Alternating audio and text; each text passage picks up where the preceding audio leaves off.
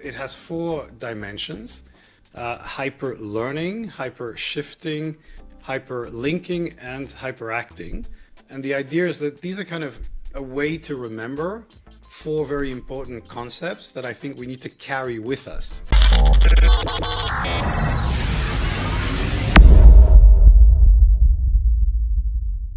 Hi, Philip. Welcome to the show. Glad to be here. So this is an exciting day for me. Today we're going to be talking about a framework that you have developed, a framework called Hyperthinking. And this is a framework that has helped hundreds of thousands. I think literally that you have a course that has 120,000 students in it and has also helped massive corporations adapt to the rapid change in digital. And kind of in the postmodern era that we're in now, things are changing so quickly, and this is a framework on how you can adapt. Can you give us a little background on it, maybe a little bit of a definition of what is hyperthinking? Yeah, so hyperthinking, as you said, is a framework to be able to adapt to this age of the internet, age of constant change. And I would say that the origin of this, which goes back almost 2 decades now, was I was working on digital projects, internet communication projects with large corporations and a team. And the key issue was, how do you bring these completely new tools, this new environment to people who are working in a pretty kind of conservative framework? And so one of my ideas was, well, let's kind of put together the mental model that I think will help them to get through that change. At the same time, one of my ideas was, how do we create, again, the mental model that we haven't been taught at school, at university, and that I think needed to be defined. So that was the origin story. I can safely say in my education, I think how to adapt to change was not anything in any courses whatsoever.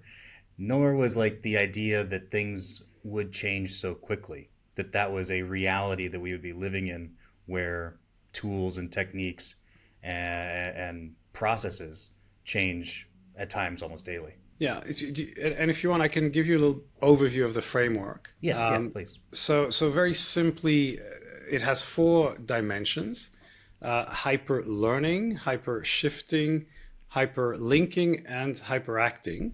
And the idea is that these are kind of a way to remember four very important concepts that I think we need to carry with us.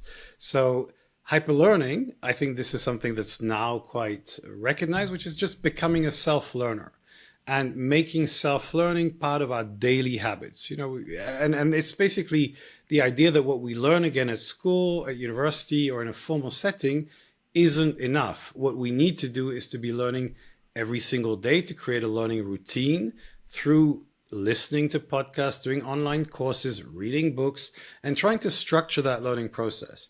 And so you're kind of in this perpetual student mindset, and you're looking at different tools to learn whatever suits you the best, whether it's online courses, whether it's the deep reading of books, and mixing all the different tools that are amazing that we have available to us today.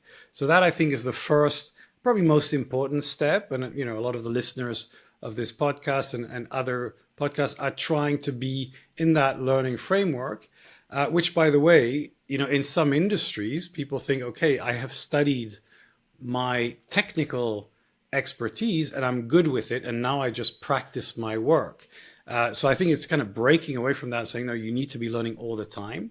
And another aspect of hyperlearning is that you also need to learn to improve your mind, your creativity. And that's another idea that I think school kind of destroys in people, which is creativity is a skill that can be taught and learned. And by learning how to use tools and applying them, you can become more creative. And creativity is really important today. So using tools like mind mapping, lateral thinking, thinking hats, design thinking, all these are little tools that you can use to build your creativity muscle. So that's the hyper learning bucket. Then we have the hyper shifting bucket, which for me is philosophically very interesting. I studied philosophy, politics, and economics, but philosophy was one of my favorite parts of that. And this is about shifting your perceptual framework, shifting paradigms. And I think now a lot of people are using the word mental model, which I like. But when I wrote the book, paradigm shifting was the kind of big framework. And I had actually read, the origin story of paradigm shifting, which is the theory of scientific revolutions by Thomas Kuhn, who's actually wrote about what is a paradigm shift in science. So how you shift from one way of seeing the world to a new one. And what I was trying to express through hypershifting is that we need to have kind of flexible perceptual goggles or glasses, and we should be able to shift from one way of seeing the world to another one and not become attached to the way we see the world because we think, oh yeah, this works for me. This is the truth. No, sometimes it changes. In fact, it changes almost all the time. So you need to put your ego aside and say, what is that I'm observing that can help me to better understand the world? And in technology, as everything changes all the time, and everything you had built like a year ago, 6 months ago, 10 years ago, suddenly has to be thrown into question. And a lot of people attached their perception to their ego. So if they're criticized, and this happens in politics, religion, but also in technology, you kind of see it as a personal attack. So you need to be able to say, no, this is a model I use, and I want to shift from a model to another and create new models to better understand the world in front of us. The third dimension is hyperlinking, and that's simply, we live in a digital world, that the architecture of that is the internet and the hyperlink, which connects all this different, all these information networks. And so we need to understand, how can we leverage that? How can we connect to people through social media, through hyperlinks, by connecting to people? We're talking from two different continents. How do we make those connections, leverage them, and are able to do amazing things by simply understanding the very fabric that we operate in, and then understanding that we're part of networks. We're part of sometimes hundreds of networks. You're part of a club, you have a friends group, you have your followers, you have different associations you're a member of. And if you can leverage those online, you can have a lot of impact. So that's hyperlinking. And finally, hyperacting, which is not attention deficit disorder. It's my own, Does it help though? Because that's what I have. well, I think a lot of entrepreneurs have, I would say, that this mixed blessing.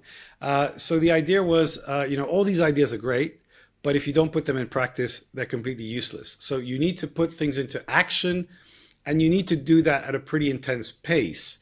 And if you do that, you're going to fail a lot. And I think that's the core entrepreneurial lesson, is that you need trial and error to learn. And by the way, in the corporate world, in the political world, this is a scary idea.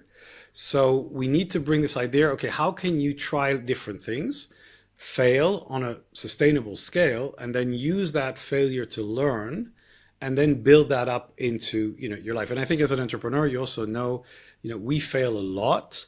I get it wrong a lot of the time, and I have to kind of recognize that and then learn from it and then develop the next iteration. So that is the core of the concept. So would it be fair to say that the first three are kind of maybe habits that should be developed on an almost daily basis so that you're prepared for four?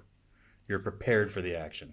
Would that be a fair way to look at it? Yeah, I think that the fourth one is that, all these ideas mean nothing if you don't put them out in the real world. So that was what I was driving at. And then as I was developing, the concept, because it evolved over the last 2 decades, it fits with agile. I think it's very much applying an agile framework to everything you do, which I think, by the way, is quite interesting and quite difficult. I think people like to say that they want to do that, but then applying it with a method is quite difficult. So agility means, okay, I'm going to apply things, and then I'm going to see what's working, not working, then I'm going to reassess and redo it. But indeed, you need that application. But if you go back to the hypershifting, sometimes if you're applying a lot of pressure, a lot of energy in the wrong space, you're kind of wasting a huge amount of energy. So you need to kind of say, okay, am I operating in the right paradigm? Am I, heading in the right direction? Because I can run like hell in the wrong direction, fall off a cliff. So I need to be thinking about where I am, whether that energy and that focus is in the right space. So I need to kind of mix between my framework and its practical application and kind of go back between the two. So I guess also then this framework is really kind of concept or niche agnostic. It doesn't matter what you're doing because everybody's outcome is going to be a little bit different. Depending on what their niche is or what they're working on. Essentially, their application of this isn't going to come out with like the same kind of methodology for how to solve a problem. It's just going to give them a way to find a methodology to solve a problem. Would that be fair? Yeah, and I think, the question that I believe everybody should be asking themselves is what is the framework, the thinking framework that is best for me? And a lot of the time, because we're taught a certain way to think, we don't do that. So we just inherit whatever our school or certain things inflicted on us. And what I believe is that no, you should be creating your own kind of framework. That is my attempt, if you want. So here are the things that I think make sense. And I think you can take that and you can start tweaking it and adapting it, like the mental model toolkit that Charlie Munger talks about in some of his work. How do you know when you're ready to act? How do you know that you've done the work to get in there and then hyperact? Is there like a way you can feel confident that you've done enough? Are you talking about from an entrepreneurial perspective or Any in which perspective, context? any context. Well, I think there, I would strongly recommend to have a bias for action. Okay. I think that, an idea doesn't really help much if it's not put out there in the real world. And I think, for entrepreneurs and for people in large organizations, the question is how quickly can you test your idea? How quickly can you start prototyping?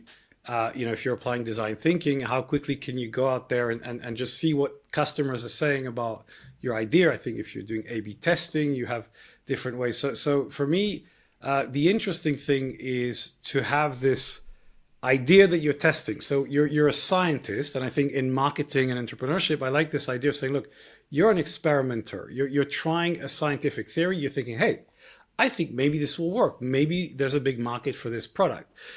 So let's put it out there and see. And then we conduct the experiment, and we don't get too emotionally attached to the outcome because we don't know what it's going to be.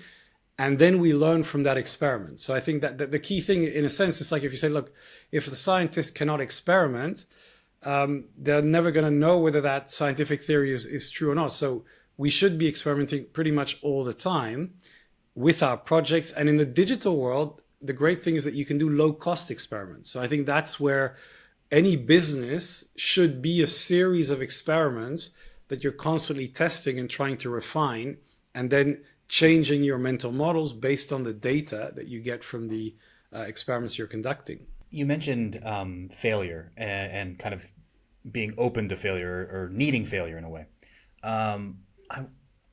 This is a concept that comes up a lot about that we as entrepreneurs, and we can all attest to our failures. But I wonder, do we give the wrong idea to somebody that's, say, brand new? They're right out of school or they're right in school and they're kind of getting into this, like, that you must fail. In a sense that, could we say that, like, in a sense that we almost encourage them to fail when maybe we could say it's a byproduct of what happens, but maybe not necessarily what fits the model perfectly. Do you know what I mean? Yeah, no, that's a great point. And in Brussels, where I live, and in Europe, there's a concept, that there is a taboo around failure that's, I think, even more pronounced, especially in the US and other countries. So people don't like to fail. And our education system, our school tells us that, if you don't get a certain grade, you're kind of a failure. And the more, exams you fail, the worse you are perceived by society. So you're kind of branded an idiot, and there's a number attached to it, which I think is a catastrophe for an entrepreneur. So I don't think we should go into the opposite, which is maybe, I don't know, failure porn or whatever, the kind of Yeah. hustler story, which I There's a think, lot of that. There's a yeah, lot and of you that. can go into the other extreme. I think that's not great, but we need to flip the idea that failing is this horrible thing, which, by the way, a lot of people still believe. But it doesn't mean, of course, you're trying to fail. And actually, very interesting, you asked that question. My son has just gone off with some friends to do a startup. And I fully expect them to fail a couple of times on the way. But I want these to be good fail. I mean, it's their first, they just all finished university, bright kids, great ideas, but they're not going to build an app that's going to get 1 million users in 5 minutes. I mean, they're going to try something, it's probably not going to work. Then they're going to do a second iteration, then a third one, and then they're going to start seeing things, and then one of them will get traction. So I think it's the framework that, yes, okay, you have to have all these micro failures that will Mm. be used as learning. And from that learning, you then get something that starts to work. And I think that's what we need to do. The honest thing is, of course, you can't glorify failure. I think this is a terrible thing about the way the media portrays entrepreneurs going through this massive catastrophe and then, big success comes the next day. As you know, it doesn't work that way. You get things, they start working. And then, by the way, I think when you're on top of the world and things are great, that's when you tend to screw up. I mean, at least, like the overconfidence bit is when you go like, okay, now let's let's buy the big building, or let's make the big expansion. So I think what we need to do is to be smart about how we fail and how we turn failure into learning very quickly and how we can manage the failure. I mean, it's like it should be survivable failure, not failures that bring down your entire house and make you bankrupt. No, I think that's the perfect point. That it's kind of a form of risk mitigation. Like Yeah. set yourself up hoping for success, preparing to fail, but that failure isn't going to ruin everything because you've mitigated the risk, so that it's not going to end the entire enterprise. Shifting to corporate, and you mentioned some things in corporate, which I think this is extremely applicable, especially within digital marketing, within any kind of marketing framework where you're kind of doing kind of testing and iterative testing. But when you take this concept into corporations, corporations are famous for not changing. They have their corporate culture, and their corporate culture is this, and they've got their brand, and they've got their all this set in place. Do you ever have issues with buy-in from corporate structures, from C level, if you will, that okay, we like this idea, but they don't really want to accept it. Like they maybe conceptually understand it, but you won't get any buy-in from them. Do you ever run any problems with that? Yeah. So I mean, the way I introduced hyperthinking to the corporate world was a device to help me with another problem. So, the company I started 25 years ago, so ZN, and we do digital communication. So in 98, digital communication was a very murky concept. We were a couple of years away from the big explosion of the dot-com bust. And a lot of my clients were extremely skeptical about the internet.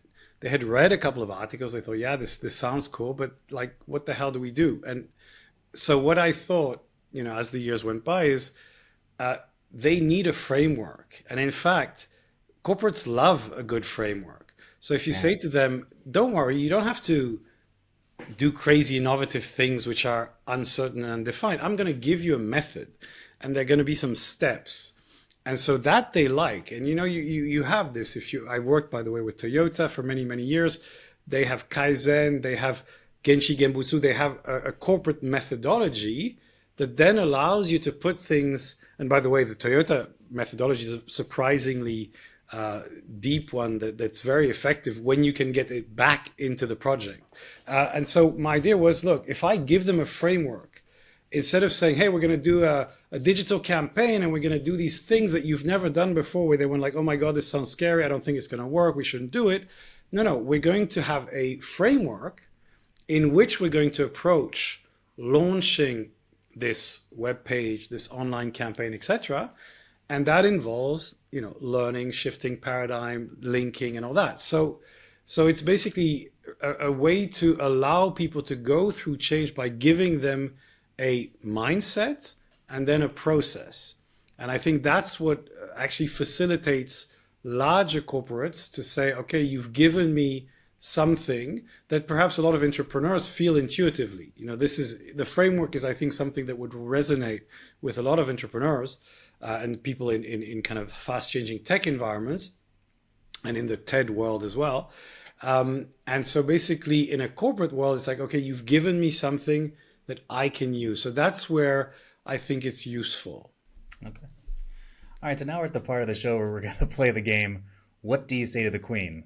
I'm going to give you a scenario, and you're going to tell me what you say to. Do you understand the rules of the game? You're gonna have to clarify it, but let's go for it. All right, I know that you received a Young Achievers Award from Her Majesty the Queen of Belgium. When you No, receive an award like that, what do you say to sorry, the just Queen? yeah, okay, very good. So just fact checking. This was the Queen of England. Oh, Queen of England, excuse me. Yes, that's right. Yes, and it was in Buckingham Palace. So not the Belgian Queen. Uh, so I My guess apologies. My apologies. no worries.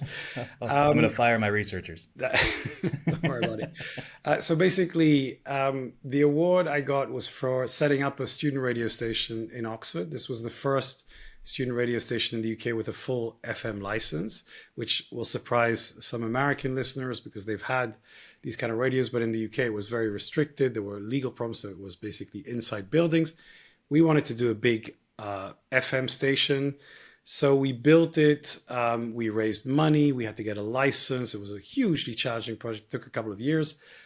We were successful.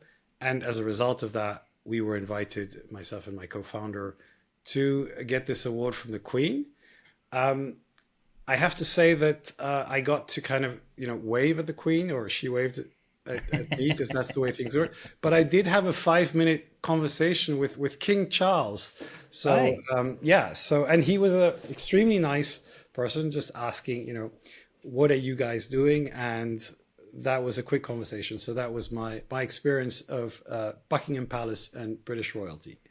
Do you still have the award? Yeah, well, it's basically like I have the invite, and it's a kind of honorific title kind of thing. So there isn't an Oscar for it, but the That's great. experience was fantastic. That's great. Now, I know you just recently came back from the EU Influencer event. I think this is the eighth annual, and this is an event that kind of goes through shaping the conversation and policy in the EU in reference to influencers and communication that happens via influencers and that sort of thing. How did the conference go? How was the conference? It was really interesting. Took place on Friday. In the room, we had a mix of people. We have some corporates from some of the biggest companies in the world. We have policymakers, people who are writing the legislation on digital, the Digital Single Act, GDPR. These are the people who write those bills that might shape the way digital companies operate. And we had 3 topics. One was about the content that is going to kind of drive the future conversation. So what formats do you use? What is TikTok, video, Instagram, podcasting? And the second one was about, the impact that social media is having on democracy. Big question, is it destroying trust in democracy? Could it be used in a constructive way? And the final topic was about AI and future trends. So how do communicators use these new tools to basically prepare themselves for 2025? And I have to say, the discussion around social media and democracy was extremely interesting because of the ban we had in Brazil of X. People were discussing whether such a ban was likely in Europe, which the answer was no, but people are very unhappy with the direction that X has taken in the bubble, in the EU bubble, where basically it is still the default place for political conversation. So people announce big stories, journalists are still there, so it's still the main driver, but it's moved into a space that people are less and less comfortable with. They don't feel the moderation is happening. They don't feel that there is a kind of neutral platform. They feel it's very much the vision of a single man applied to the channel. And coincidentally, right in the middle of that conversation, our account got temporarily suspended and then reinstated. So we still don't know the mystery of why that happened, but it was an exciting conversation. And yeah, so we tried to analyze what's happening next. And I think the big takeaway is that we're still facing a massively uncertain 2025 in terms of channels. We just do not know where X is going to land. There are alternatives, Threads, Blue Sky, Mastodon, the Fediverse, which has not yet gained critical mass. LinkedIn is growing really as a networking tool and as an increasingly important place. And TikTok and Instagram are there, but they're not really mainstream yet. So basically, you need to have your head everywhere, and you need to keep jumping from one channel to the other to figure out where your community might be and how you can do that most effectively. And I mean, you can see how hyperthinking fits right into that with being the ability to adapt and adjust and also be open because, in 6 months from now, there might be another platform that pops up and it's easy to say, like, oh, I'm a LinkedIn person or I'm only in Facebook or I only do this or that when there are other opportunities that are surely going to arise. Um, in 2020, your company, ZN, led a campaign to revive tourism in Europe after the pandemic.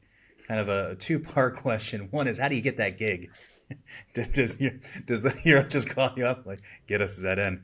And then the second part is like, can you share some of the strategies and maybe how hyperthinking kind of benefited you in creating those strategies? Yeah, so obviously, you can imagine this was the COVID period where effectively, tourism had been suspended temporarily.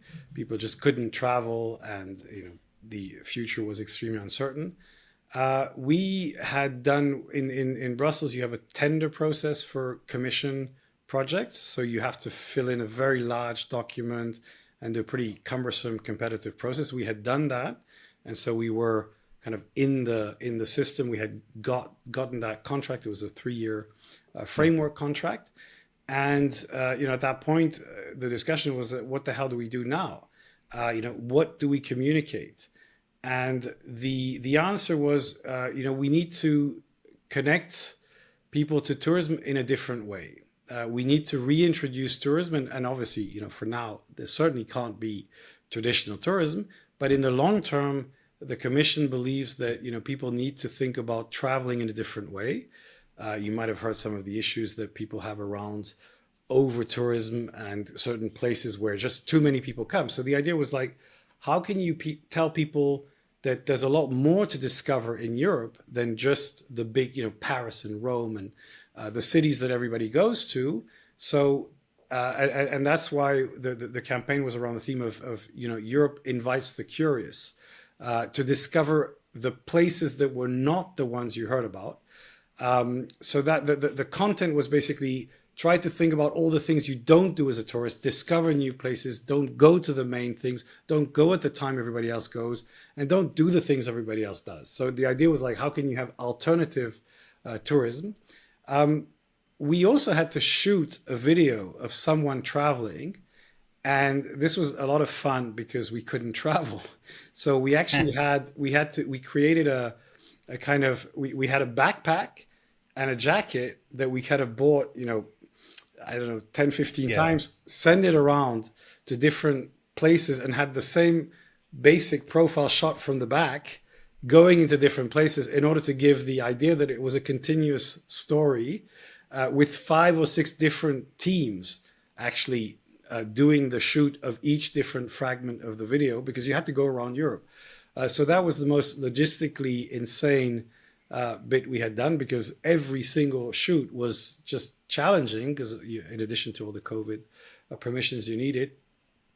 And then another element that we introduced was let's try to get the story shared by the audience.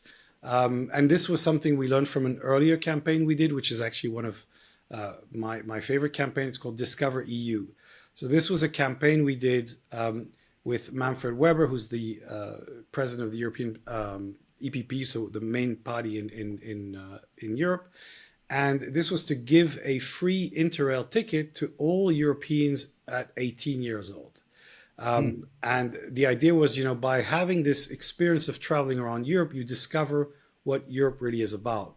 And so we asked people to share, to show their support for this campaign. Take a picture of what you think in Europe means something to you, whether it's a lake around your house, a pub, or something. So this was about discovering Europe, and then share it and tell people why they should come, and then get your friends to vote for you. So you can imagine the impact in terms of driving engagement, driving interest in the campaign. So we applied similar lessons to this campaign by asking people to share their stories of where you should visit.